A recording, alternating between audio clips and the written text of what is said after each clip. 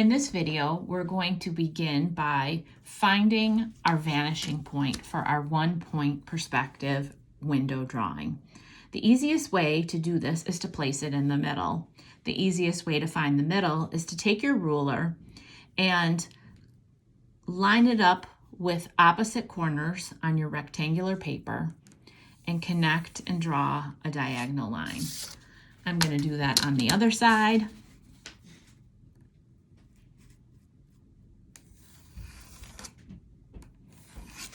And in this way, I just found the exact center of my paper. And to make things easy, I'm going to make that the vanishing point. Next, we're going to place the window on the back wall.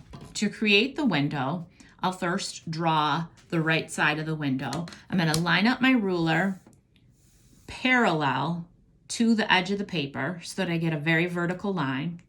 And I can even use my pencil as a quick measuring tool to make sure my ruler is even.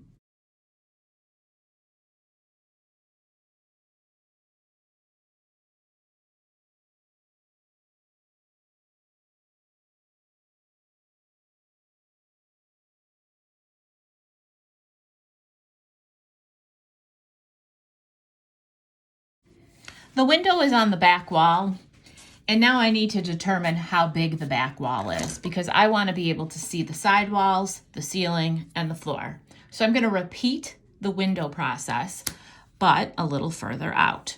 So I'm going to start making sure my ruler is parallel with the edge of my paper, and I'm going to draw a larger box around the window.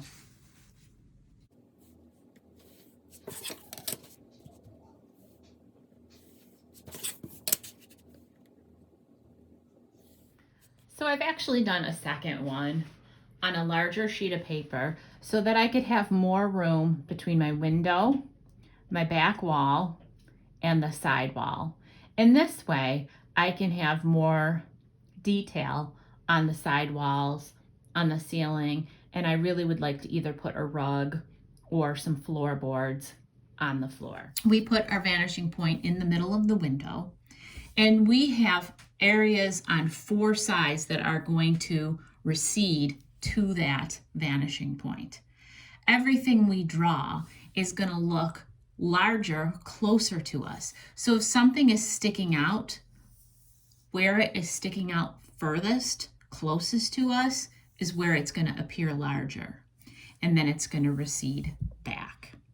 In this example here, I have a windowsill and a shutter.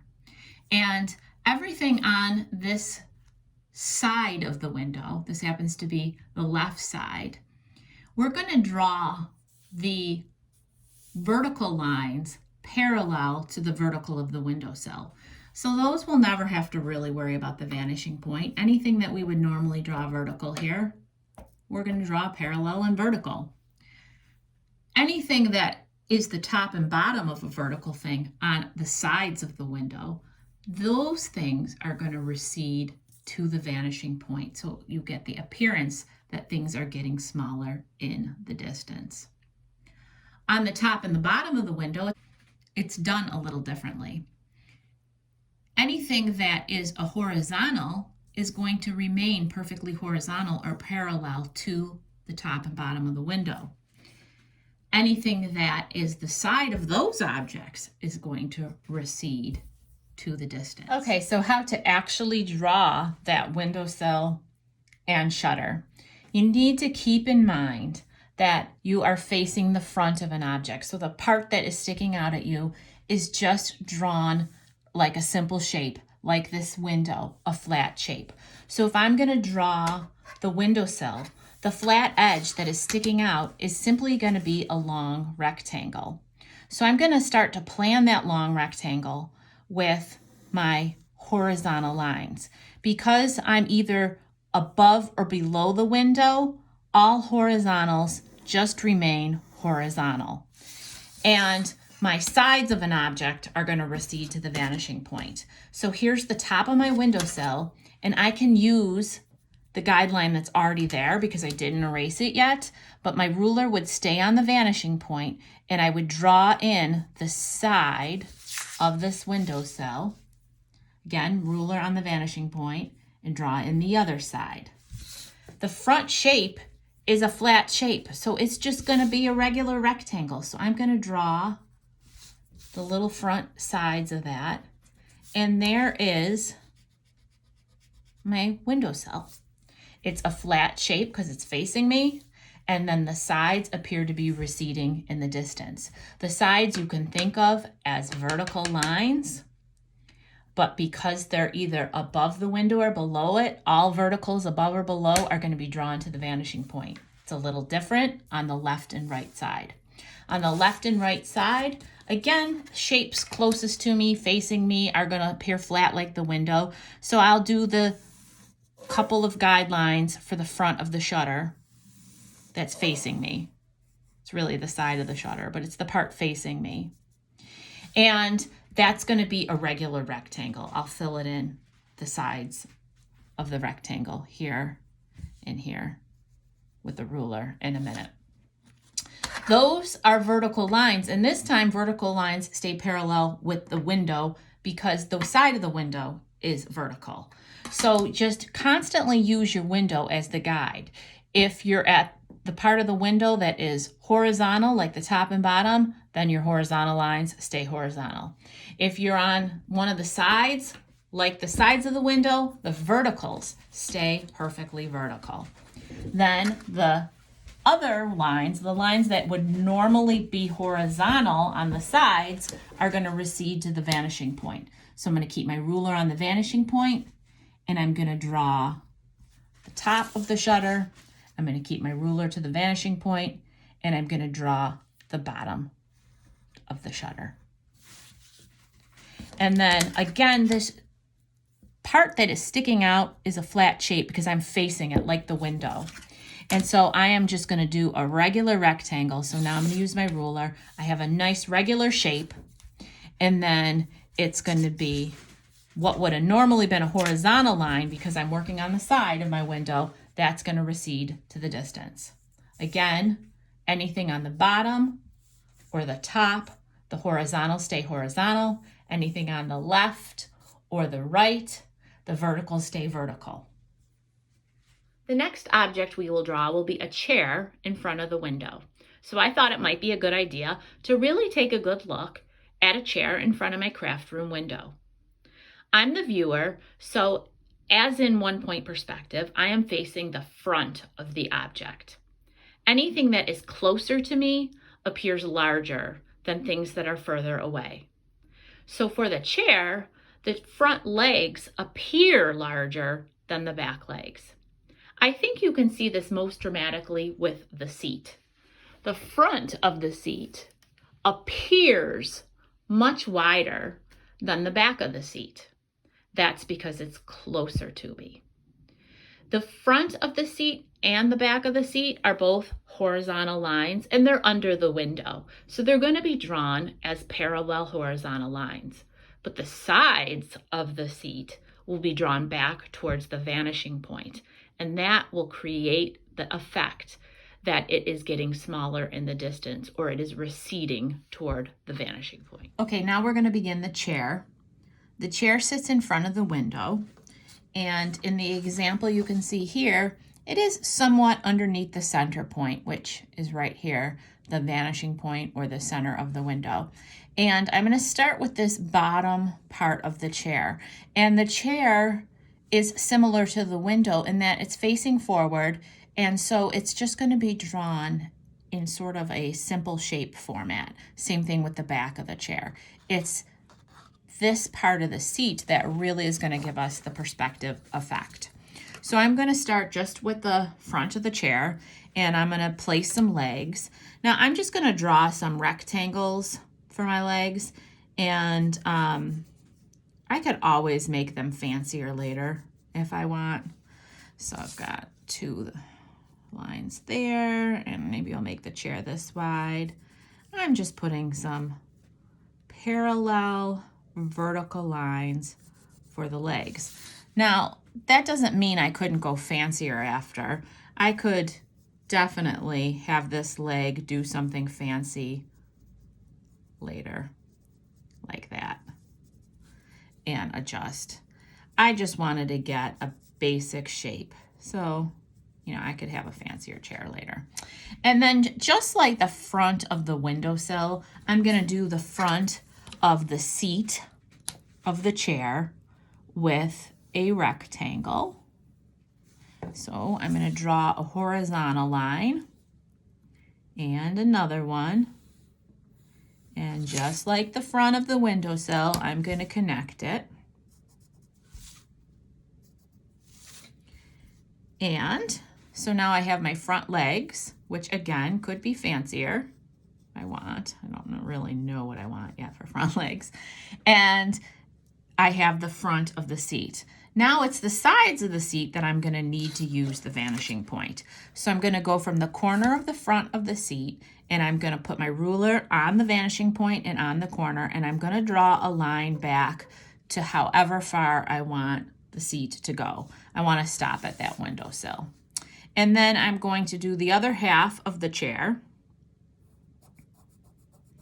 And you can see, because it's not straight in the middle, one line is a little straighter and this line is a little more angled, but that's okay. That's how it would look. And then I'm just gonna put the end of the seat right here. It happens to be right at the windowsill. If I didn't want that to happen, I could have started my chair a little lower, but that's okay. The back of the chair is gonna be drawn very much like the window and the front of the chair, just using flat shapes. I'm gonna flare the seat a little bit, similar to my chair at home. So I'm just getting in a quick rectangle. I'm not even gonna use my ruler for this because I can go back. First, I'm just trying to see, what does my chair at home kind of look like? And I'm gonna work on that. And my chair at home has a little bit of a fancier back, something like this. And so I'm gonna just put the back of the chair. These horizontal lines are gonna stay parallel with the bottom of the window. I could go back in and use a ruler and make them a little cleaner.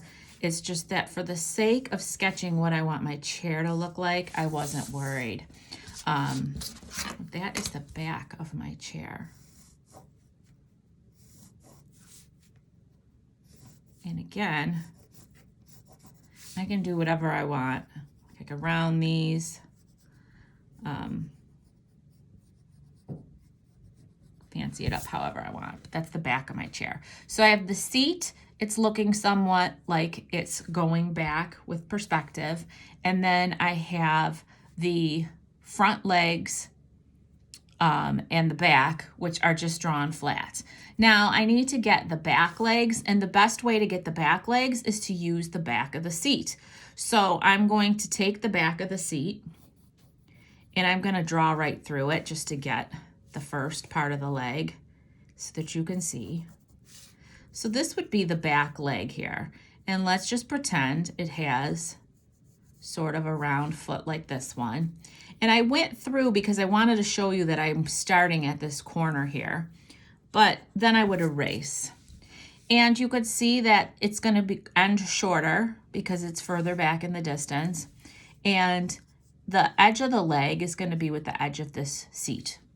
This one's going to look just a little bit different. You'll see in a second. So I'm going to go ahead and draw. I'm going to go with the edge of the seat. I'm going to draw the leg. And the next one probably would go here, but you wouldn't see any of that line. So I drew a line going here, but you wouldn't actually see any of it because the seat is in front. And so because the chair isn't exactly in the middle of the window and this came a little shorter, you could see that although in this chair on the left side here, the inside leg is underneath the chair. Because of the angle, the right side of the chair, the leg is actually on the other side. That's different from this chair here. You could see both legs, but it really depends on how close your vanishing point is. Now I want to just kind of round out some of these edges. Oops, I went a little too round. And so then I can go back The chair's in front of the window, so you wouldn't see the windowsill right there. You would see it if this part of the back of the chair is hollow. So I just want to erase the lines that aren't correct and then keep the ones that I want. To me, this next part is the sort of easy part and kind of the fun part because I like to add little details. So what I'm going to do is I am going to design what goes on the back wall and what I can see out the window. And you are going to draw these somewhat traditionally. In other words, there's no perspective involved. So it's just having fun and putting lots of details in there. In the example, they have some curtains and they have the shutter. It looks like it was probably a big one that covers the whole window. My shutter's kind of small, so I think what I'm going to do is I'm going to put a shutter on the other side of the window. This one, though, is all the way opened. And so since this one starts on this corner, this one would too. But if it's all the way opened, it's going to be kind of flat with the wall. So actually, my shutters just become a rectangle when they're open. So that's going to be a lot less to think about when I draw this. So I'm going to kind of block that in. It's on the back wall, so it is nice and flat. So everything that I draw on the back wall, I can draw in sort of the traditional way you might set out to draw, not worrying about space. I'm going to draw all these lines of the shutters, and they're going to be perfectly horizontal. I don't think I discussed these that all go towards the vanishing point in the video because I didn't want it to be too long. However, in class, I will discuss those. Anything that I add, and I might not use my ruler yet. So, for example, they have some pictures up on the top. Anything that I add, and I'm going to turn my page for a second, I'm just going to draw the way I normally do. So if I want to add a frame with a picture in it, I'm going to first sketch it like this. And then I'll go back in, just like with my chair, and add my ruler lines and make sure that it's right. So I'm drawing really, really light, just so that I'm planning it first. I don't want to use my ruler and then decide, you know what, I'm actually moving that frame. So that's why I would just kind of like sketch in everything first. And then because it is a perspective and we're trying to make it precise, go ahead and use your ruler whenever you need to. I'm going to finish up the window and the details. I love their fishbowl on the windowsill, so I might think of something to put on my windowsill. And then when I pick back up for the next part of the video, that part should be done. Okay, so I've sketched in what I want to do with my window and some things on the wall, something on the windowsill, and I just drew them in a very traditional manner, the way that I've been drawing all along, without any thought about the rules of perspective. That's for anything on the back wall. Also, I haven't introduced this idea yet, but we are going to do this warm versus cool. And in the example, the window is warm and the room is cool. You'll be able to choose what you want to do, but I did kind of make a decision that I'm also going to do my window warm because I decided to make my window look like fall. So my tree is going to have fall color leaves, and there's some pumpkins and the neighbors across the street and so on. So I am going to do that in warm colors, which means everything else will be in cool colors. Quickly, I'm going to show you how to do the floor while I'm filming this video, because then I might put a rug over top.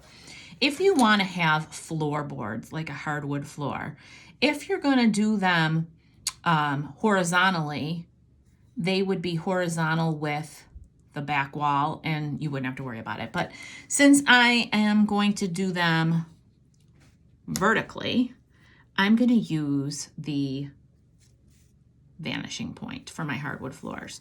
So my ruler is going to remain on the vanishing point, and it's moving like the hands of a clock. And so my lines towards the right side of my room are angling towards the right corner of the paper. And it should be a little wider at the edge of the page than it is at the back wall. And that's all you have to do.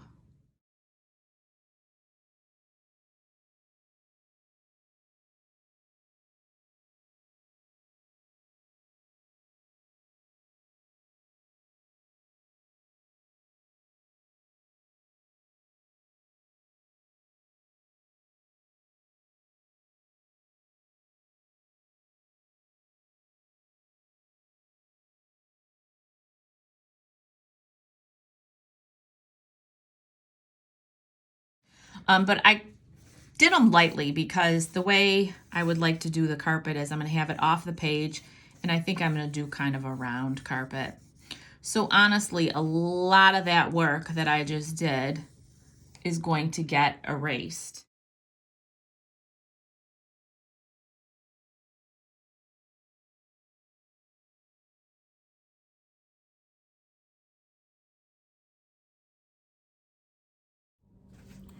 Okay, so I've gone ahead and I've outlined all my details with an ultra-fine Sharpie. That's the one with the flat cap.